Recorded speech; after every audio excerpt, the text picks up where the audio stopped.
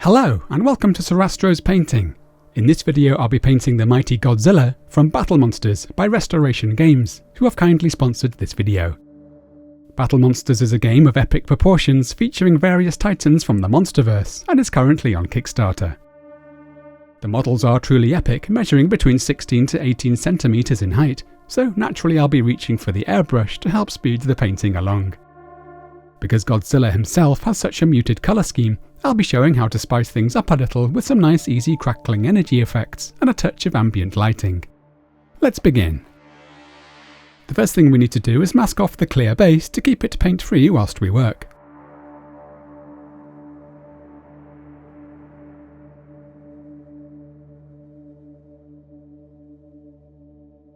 And here I'm using some white tack to help mask off one or two smaller gaps. We then need to prime the figure in black, and for large models like this, I generally like to use a spray-on primer, which I'll be doing off camera outside. Before adding any colour, I first chose to spray a mid-grey tone using Vallejo's Cold Grey from a roughly overhead angle, just to help bring out the details and establish an initial set of values. This is pretty optional, however. I then had a play around with some different coloured gradients on the palette. Although Godzilla is basically a very dark grey, I'd like to include some colour interest, so ended up choosing a bluish grayscale. So I'm first providing a base colour using Scalecolor's Green Grey, which has a bluish black tone. And here I'm thinning the paint down with water mixed with a little flow enhancer to help it flow nicely through the airbrush. This can cover the whole figure in a couple of layers.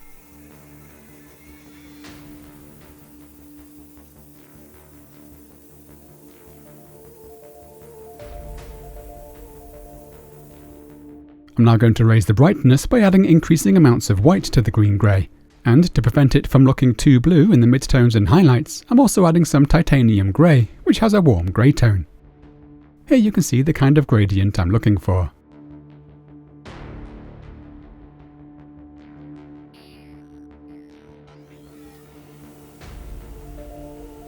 You can see I'm applying these lighter tones from a roughly overhead angle to simulate the natural effect of light falling from above.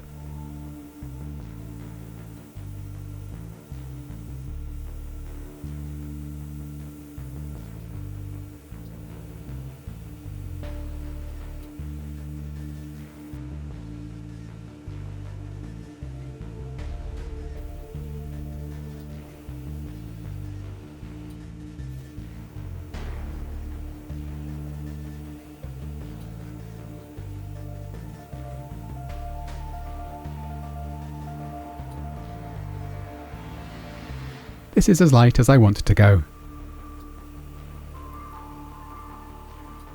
Here I'm just reapplying some of the green grey from below to bring back a little depth and saturation.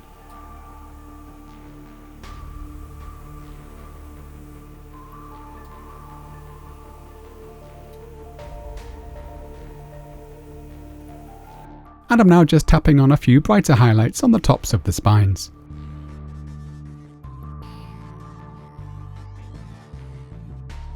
Next I'm going to begin adding some glowing elements to add interest, starting with the eyes and mouth, which I'm first colouring with pure white.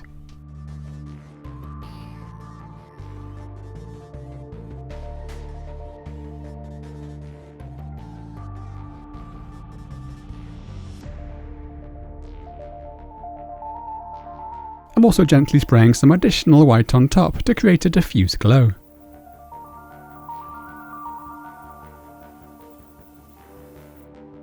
We can then spray over some blue.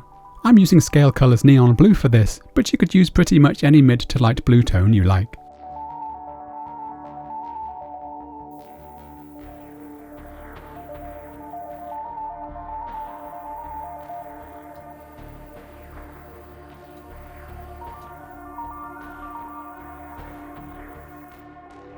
We can then reapply a touch of white to maximise the contrast.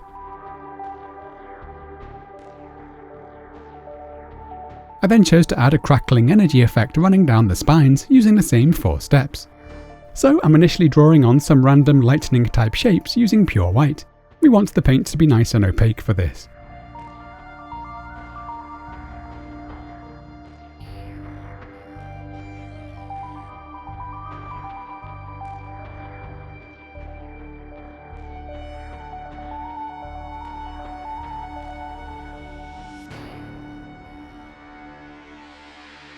and then airbrushing some additional white on top.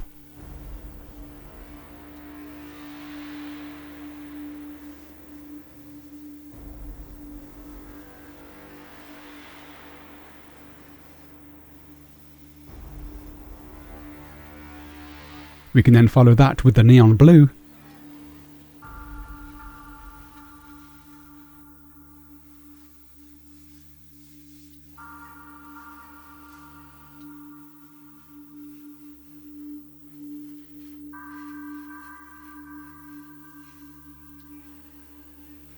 and a final reapplication of some spots of pure white with the brush.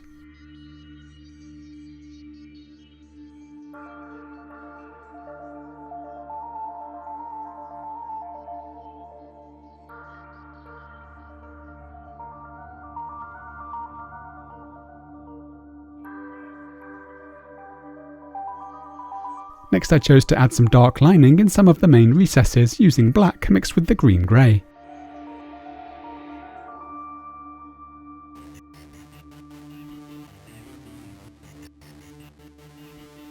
And I also picked out a few highlights on the skin using the light end of the gradient we mixed earlier to help sharpen the definition.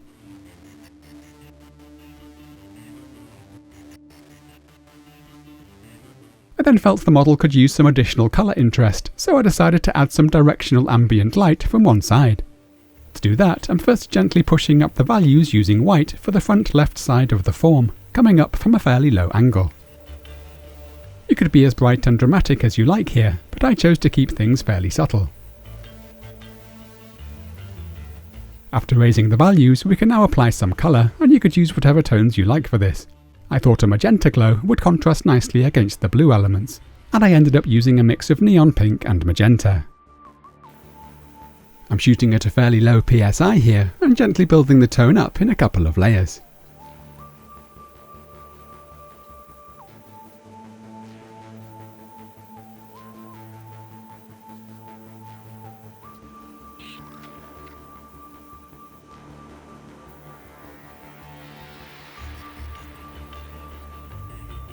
Along the way, I chose to give a little boost to some of the general overhead highlights on the model using the initial skin tone gradient.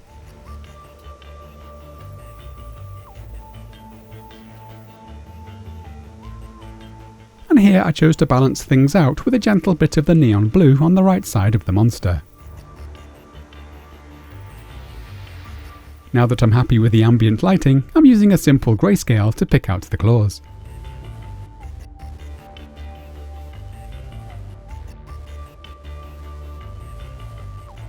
Here I'm incorporating the magenta tones on the left side of the figure to keep the lighting consistent.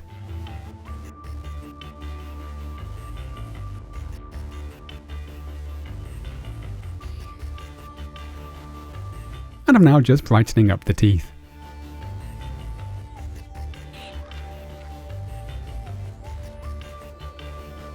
After spraying over a matte varnish for protection, we can go ahead and remove the masking tape. And this completes Godzilla. Thank you so much for joining me. Please note you can find a full product list in the video description, along with a link to the Kickstarter campaign for the game, and all of the places I can be found online. Join me again soon, and happy painting!